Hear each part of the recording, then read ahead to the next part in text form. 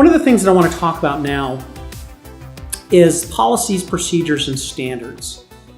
We find here at Kirkpatrick Price, a lot of organizations really struggle with the documentation aspect of an assessment.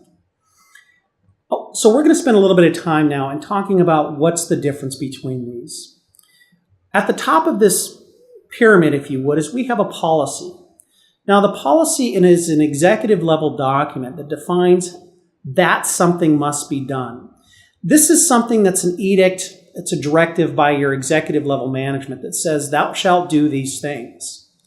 Now, next in the hierarchical perspective, the next step down is we have our standards, right? What are the tools and means and methods that we're going to be using in order to meet these policy requirements? Lastly, as part of this, is we have procedures. And this is where most organizations tend to fail.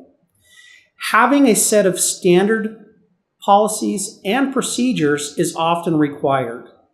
A policy defines that something must be done. A standard will define the tools and means and method by which we're going to do it.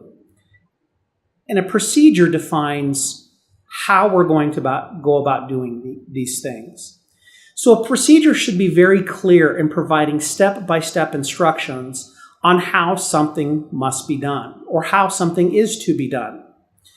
As a given example, if somebody should go on vacation for a couple of weeks, we would expect them to be handed the documentation and them to be able to carry on that activity securely. These are the instructions about how to run your business. Now, if you're a small organization, 2 or 3 people, we often hear the argument, well, I'm the only one that does this, right? So why do I need to document what I do? Well, I think that that's the perfect example as to why we would need to document it. What if you're not around anymore?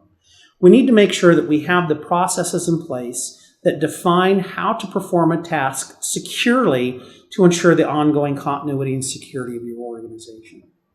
So we have policies, procedures, and standards.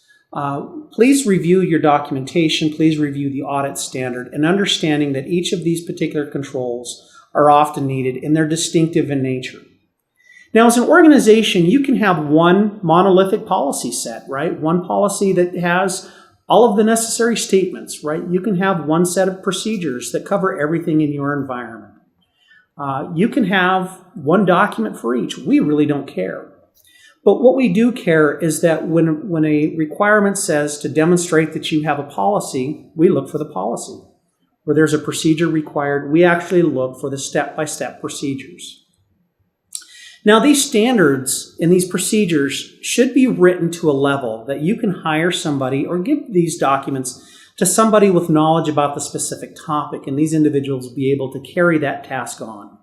We don't necessarily expect you to be able to educate them from the ground floor to be able to expert level. That's not what these are really intended for. But you should be able to give these documents to somebody that has knowledge about the specific topic and move on.